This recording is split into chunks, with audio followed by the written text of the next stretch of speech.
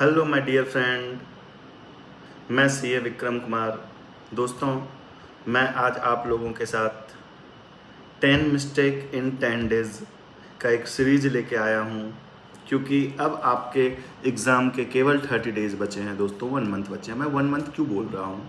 क्योंकि बीच में कई दिन आपको पढ़ाई करने का मन नहीं लगेगा, कभी तबीयत खराब हो जाएगा, कभी रात को नींद नहीं आएगा। इफ़ेक्टिवली दोस्तों देखो तो आपके एग्ज़ाम के केवल 30 दिन बचे हुए हैं। दोस्तों, ये 30 दिन में अगर आप 10 टाइप के मिस्टेक को अवॉइड करते हो तो मोस्ट प्रोबेबली नेक्स्ट अटैम्प्ट दोस्तों आपका ही अटैम्प्ट होगा। आज के इस सीरीज़ में जो हम पहला मिस्टेक डिस्कस करने के लिए जा रहे हैं वो मिस्टेक ये है कि don't start new chapter, new concept. केवल आपको वही करना है दोस्तों जो आपको आ रहा है, उसी को आपको रिवाइज करना है। दोस्तों, क्या है ना, लास्ट 30 दिन, 35 दिन, 40 दिन में स्टूडेंट अपने आप को शक्तिमान समझने लगते हैं। दोस्तों, लास्ट 30 दिन, 35 दिन में वो क्या गलतियां करते हैं कि मैं सारे कुछ कर लूँगा यार, इस टीचर ने इम्पॉर्टेंट क्वेश्चन के लिस्ट दिए हैं, वो टीचर ने इम्पॉर्टेंट कंसेप्ट के लिस्ट दिए हैं, मेरा ये छूट गया, मेरा वो छूट गया। ये सारे चीज़ों के चक्कर में वो क्या करते हैं, सारे चीज़ को कवर करने का कोशिश कर देते हैं दोस्तों। और क्या होता है, फिर कुछ नहीं हो पाता है। दोस्तों, जो आपको आ रहा है उसे भी आप प्रॉपर एग्ज़ाम में रिवाइज करके नहीं जाते हो, जिससे आपकी एंजाइटी बढ़ती है, आपको टेंशन होता है, फिर एग्ज़ाम फियर आपको स्टार्ट हो जाता है। क्यों एग्ज़ाम फियर स्टार्ट हो जाता है? जैसे आप नए चीज़ों को पकड़ना चालू करते हैं तो आप पुरानी चीज़ें आपके हाथ से छूटता जाता है, और पुरानी चीज़ें जैसे आपके हाथ से छूटता जाता है दोस्तों, आपका एंजाइटी चालू हो जाता है। दोस्तों, मैं आपको बताता हूँ मैं अपना जर्नी। मैं सीपीटी 2 अटेम्प्ट में पास किया था, और मेरे समय आईपीसीसी चलता था। आईपीसीसी ग्रुप 1 मैंने फर्स्ट अटेम्प्ट में पास किया, ग्रुप 2 शायद 3 या 4 अटेम्प्ट में पास किया। दोस्तों, अब मैं जो कहने के लिए जा रहा हूँ उससे आप लोग शौक मत होना।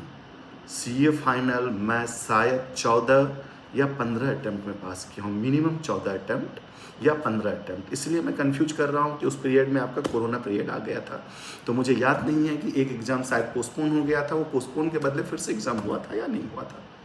तो दोस्तों, आज के डेट में मैं जो रियलाइज़ करता हूँ, वो रियलाइजेशन में सबसे बड़ा मिस्टेक क्या है, बच्चे लास्ट 30 डेज में सुपर ह्यूमन बनना चालू कर देते हैं, शक्तिमान बनना चालू कर देते हैं, मैं सारी चीज़ें कर लूँगा। दोस्तों, आपको ये मिस्टेक नहीं करना है। दोस्तों, जैसे आप ये मिस्टेक करोगे आपका कॉन्फिडेंस टूटेगा। दोस्तों,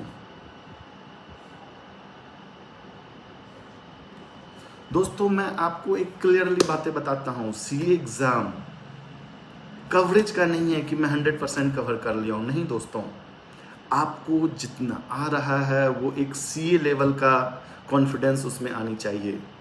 जितने चीज़ें आपको आ रहा है उसमें आप प्रो लेवल हो जाओ, आपका कॉन्फिडेंस खुद ब खुद बढ़ता जाएगा। लेकिन नहीं, हम लोग क्या मिस्टेक करते हैं, फिर से मैं रिपीट करता हूँ, हम लोग लास्ट 30 दिन में दोस्तों सुपर ह्यूमन बनना चालू कर देते हैं, शक्तिमान बनना चालू कर देते हैं कि नहीं मैं सारे कंप्लीट करूँगा। दोस्तों, ऐसा ना हो कि बहुत खाने के चक्कर में कुछ भी ना खा पाए, मेरा पेट खराब हो जाए। जैसे होता है ना, मैं ये भी खाऊंगा, वो भी खाऊंगा, वो भी खाऊंगा, और क्या होता है, पेट गड़बड़ हो जाता है, गैस बन जाता है, लूज मोशन बन जाता है। जो खाने वाले रहते हैं दोस्तों वो भी नहीं खा पाते हैं, उसे भी डाइजेस्ट नहीं कर पाते हैं। दोस्तों, वो वाली गलतियां आपको ये लास्ट 30 दिन में नहीं करना है। दोस्तों, रैंकर लोग भी क्या करते हैं, लास्ट 30 दिन में वो अपने पढ़ाई में कुछ न्यू एडिशन नहीं करते हैं, जो उन्हें आ रहा है उसे और अच्छे से रिवाइज करते हैं। तो क्वेश्चन आता है कि लास्ट 30 दिन में हमें क्या करना चाहिए। तो आपको लास्ट 30 दिन में दोस्तों आपके सारे सिलेबस को 3 पार्टों में बांटो। पहला पार्ट, आपका कोई सब्जेक्ट तो स्ट्रांग होगा, कोई टॉपिक तो स्ट्रांग होगा, वो स्ट्रांग पॉइंट को आप आइडेंटिफाई करो।